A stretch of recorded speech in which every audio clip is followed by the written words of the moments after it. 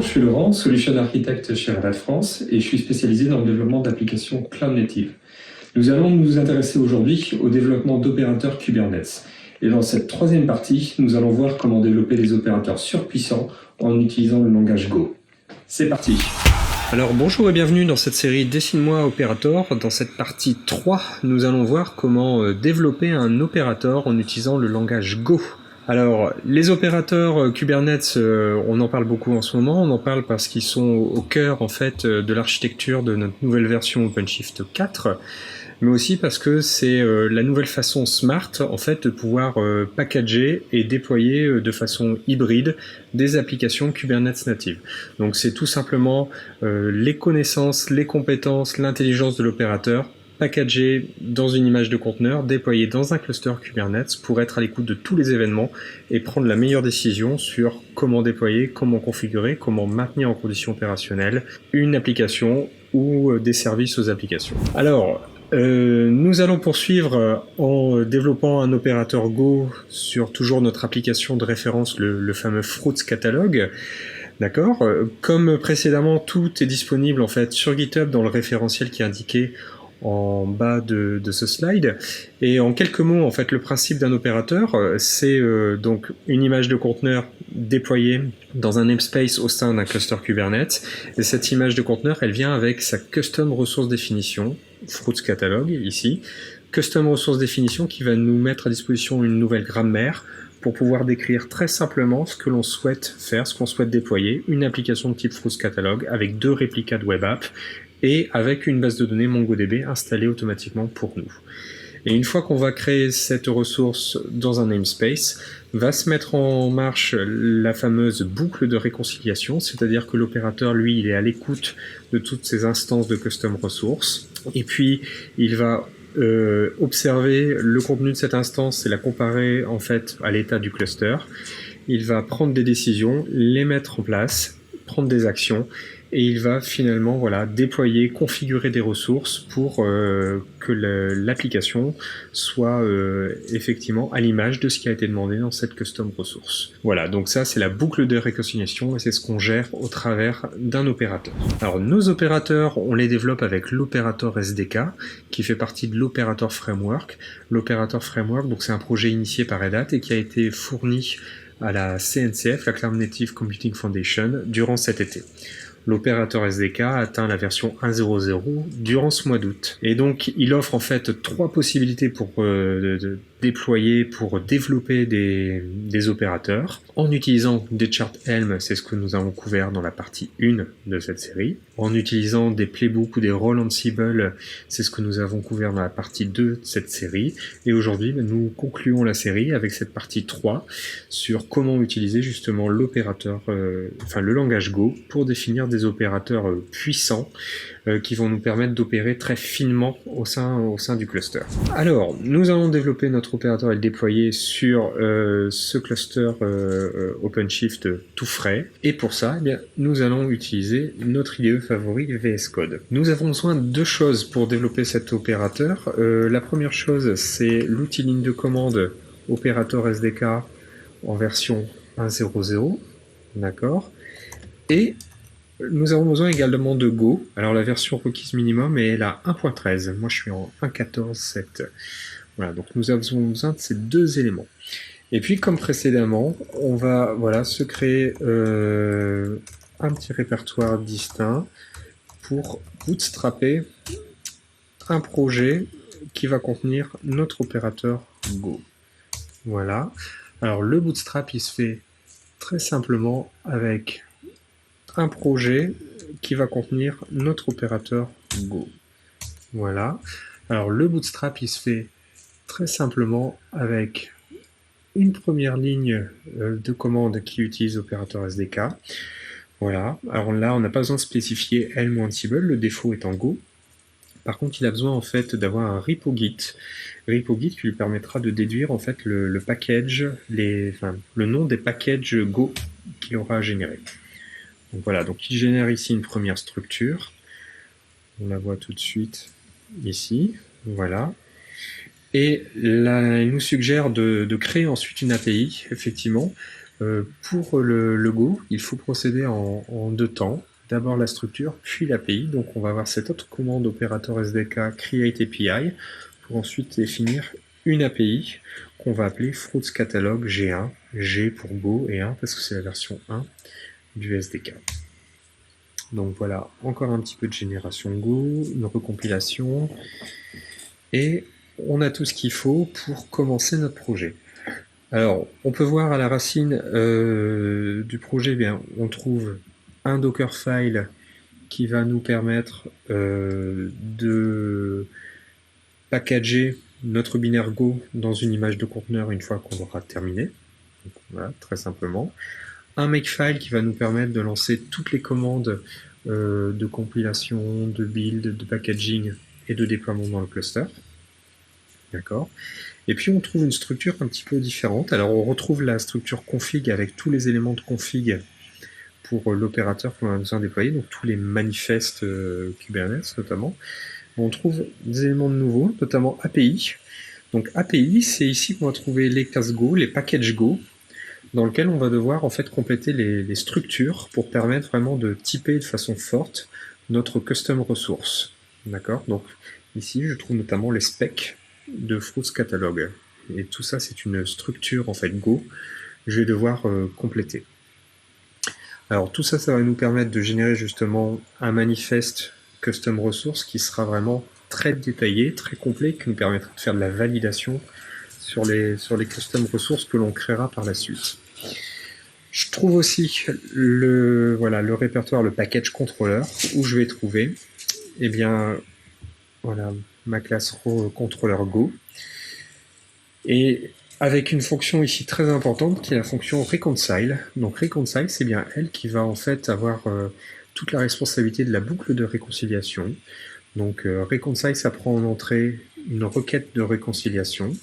Ça travaille sur justement une spec de Fruits Catalog G1 et ça doit retourner résultat. Si c'est une erreur, eh bien on pourra éventuellement relancer derrière une deuxième boucle de réconciliation. Donc le principe quand on fait un opérateur en Go, c'est définir effectivement toute sa structure de custom resource et puis ensuite utiliser en fait toutes les API Go pour justement définir cette boucle de réconciliation et différentes opérations à faire. L'avantage du Go, c'est que l'on va avoir à disposition toutes les API du client Kubernetes, toutes les API des extensions Kubernetes que vous aurez installées dans votre cluster pour pouvoir justement manipuler ces structures de façon fortement typée et puis pouvoir effectivement compiler tout ça et être sûr que ça va fonctionner du premier coup. Allez, je vous montre ce que ça fait une fois que vous avez complété ces différents éléments. Je passe sur mon répertoire, effectivement, résultat. Alors, première chose qu'on peut aller voir, c'est effectivement la définition des types. La définition des types, vous voyez que ici j'ai complété, et je peux dire que ma custom resource, eh bien, ce sont les trois éléments, le nom, l'élément web app, et l'élément MongoDB pour définir ma base de données. Et je vais pouvoir créer ensuite des structures pour chaque élément afin de définir finement, voilà, les différents attributs, leur type, etc., etc. La chose intéressante, une fois que j'ai fait ça, c'est que le SDK va me générer en fait des manifestes Kubernetes qui sont justement le total reflet de tout ce typage fort. Et donc, dans le schéma de ma custom resource, je vais notamment avoir la description complète des différents objets, des différentes propriétés avec leur type. Ce que je vais pouvoir faire aussi, c'est introduire tout un ensemble d'annotations dans mon code, comme par exemple celle-ci, pour par exemple spécifier des valeurs par défaut, ou par exemple spécifier des règles de validation. Donc pour un entier, je vais pouvoir par exemple donner des limites, en disant le nombre de réplicas il doit être entre 1 et 5, mais ne pas aller au-delà de 5. Tout ça, c'est des règles qui vont être intégrées à ma custom resource et vont permettre ensuite facilement de la valider. Donc voilà pour l'aspect structure et typage des objets manipulés. Deuxième chose importante, on l'a vu tout à l'heure, c'est effectivement la boucle de réconciliation, le contrôleur. Et Avant de rentrer dans le code Go, on va pouvoir voir que là aussi, on va pouvoir utiliser des annotations, notamment des annotations pour spécifier les permissions de ce contrôleur. Vous vous souvenez, c'est un élément très important d'un opérateur. Il faut forcément définir en fait quelles sont ses permissions, les objets, les ressources sur lesquels il a le droit d'opérer, ce qu'il a le droit de faire sur ces ressources. Et donc là, je vais utiliser des annotations KubeBuilder, parce qu'en fait l'opérateur SDK réutilise le framework KubeBuilder pour pouvoir effectivement générer tout ça de façon complètement automatique. Et puis une fois que j'ai fait ça, je vais pouvoir rentrer dans la boucle de réconciliation.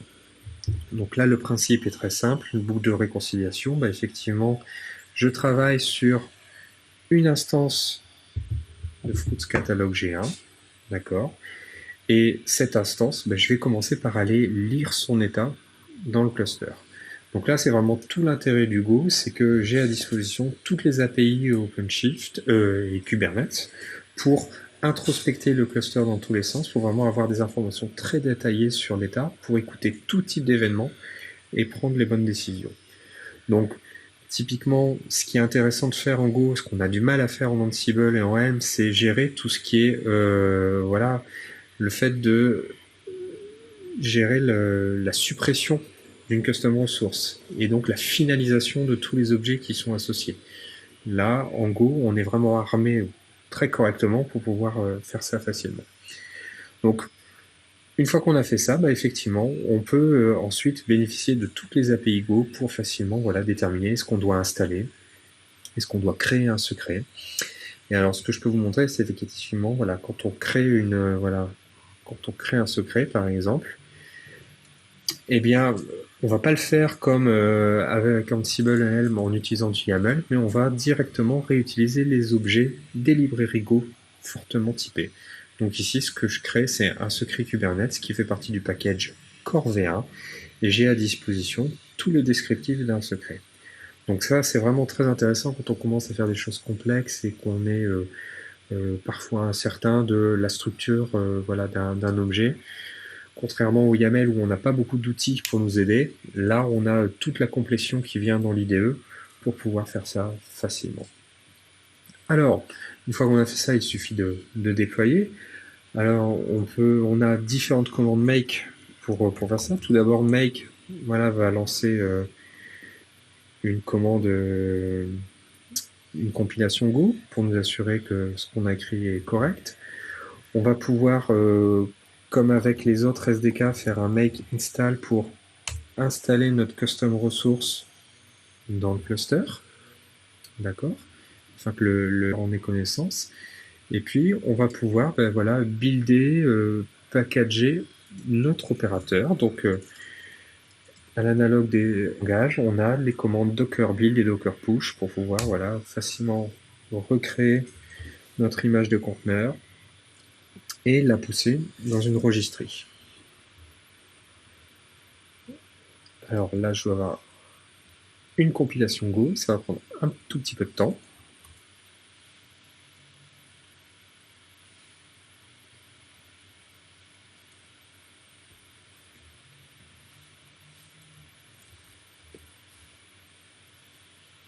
Voilà, et maintenant que c'est terminé, je vais pouvoir déployer avec la commande make deploy sur mon cluster.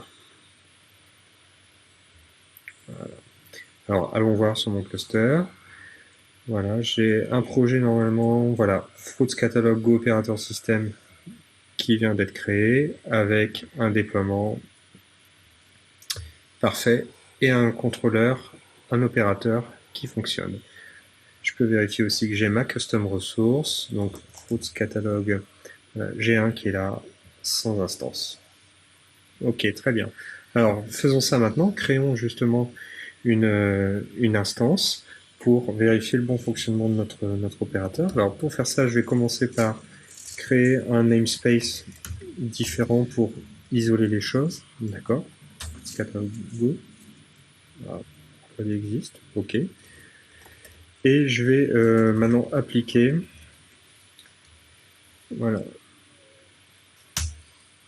check cette instance ici sur le namespace. Et donc là normalement mon contrôleur, mon opérateur va très vite se mettre à fonctionner.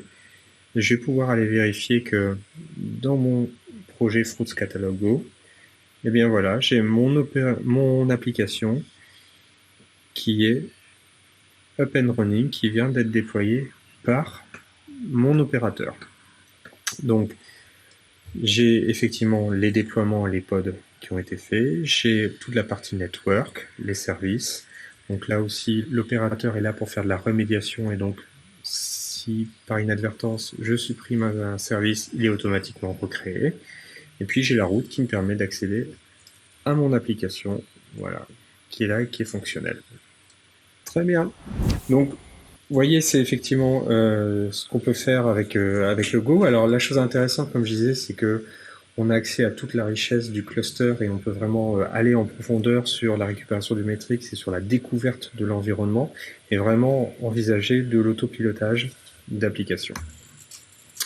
L'avantage de Go pour les opérateurs, c'est que Go est vraiment un langage complet. Comme j'ai dit, on a accès à toute la richesse des API, on peut faire de la discovery.